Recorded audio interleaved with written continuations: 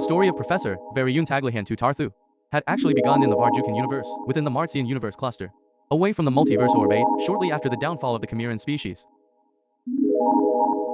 Here within this isolated, universal sphere compared to others, there was the Shanbio-Thuthan galaxy cluster, among the other galactic clusters.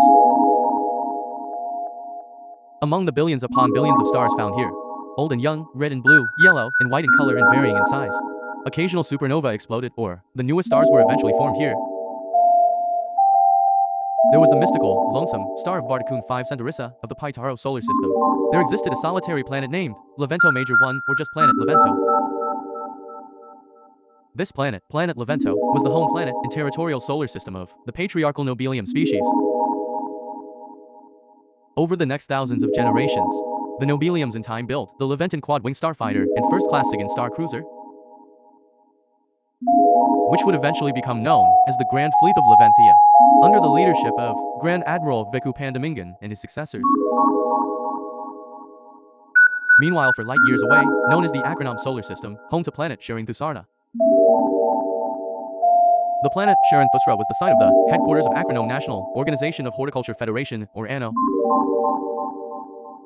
Thus the planet of Charon-Thusra was the home territory of the Vartechan species, who started to outgrow their native planet and expand outwards, conquesting for resources and expanding their cosmic territorial ranges. Ironically, the Vartechan species were considered a passive, peaceful species, but due to their rapid population growth, they needed to expand rapidly. This assumption would be proved wrong eventually. Therefore, the ANO administration was prompted to expand the ANO Federation fleet to fulfill this civilizational need. Thus, this order was publicly called the Great Pact of Military Expansion, then expanded by the Department of Aerospace Engineering and Research Corps, building multiple additional facilities and manufacturing plants across the planet. Channeling of funding into the development of flagship Pyramluster Falling Star and the Crimson Cannon program. The following Charonth year, President Zon Fainamji ordered Grand Admiral Yoivanli Tyrance to pass by planet Levento, when in reality this simple request was a test of interstellar politics of the patriarchal Nobelium species in preparation for battle. However, the Nobelium lord, Tizrizlicha Iranda, stood his ground and refused to fuel the flames. After the Great Pact of Military Expansion was completed, the ANO Federation fleet was revised into the fleet divisions of the ANO Attack Fleet, as well as the ANO Reserve Fleet, added as an additional reinforcement force to back up the main attack fleet, with reinforcements ready to be built on call and secure security and sponsorship of shipyards and military manufacturers. One Charonth decade later, Vartechan President Zon Fainamji declared war upon the Nobelium species of planet Levento. Therefore, the Vartechan flagships, Pyramluster, Meateriger, and Opthena Hyla, joined the ANO attack fleet, beginning the first space battle of planet Levento. During the start, more and more landing starships arrived as well.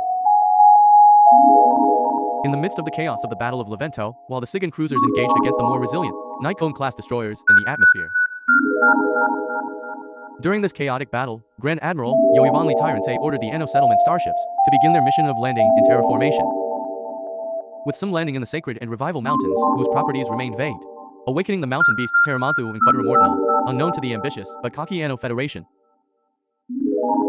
However, during these space landings, the prior established Munthran ANO military base was awaiting their arrival. But the great tree of the sun stood unbothered and brought an illusion of hope for the powerless Nobelium species. Meanwhile, unknown to ANO headquarters, the Leventhian god Quinora, or simply God Quinora, was watching all of these atrocities unfold before her eyes.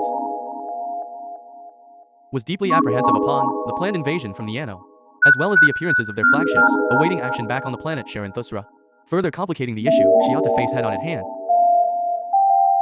Therefore, Leventhian god Quinora Averst, by these formidable actions done by the ANO, decided to activate the powerful Machapican Orbia, functioning as a communication device between her and the greater gods above her jurisdiction upon the planet. Once the activation was complete, all plants and formidable animals became controlled under the mind of god Quinora directly. But unexpectedly, god Quinora opted not to attack the invading colonial ANO Federation just yet, because she was curious as to what they planned to do precisely. Hence, god Quinora decided to remain low-key for the time being. Thus, this concludes the timeline of the introduction of the Vartechan species arc.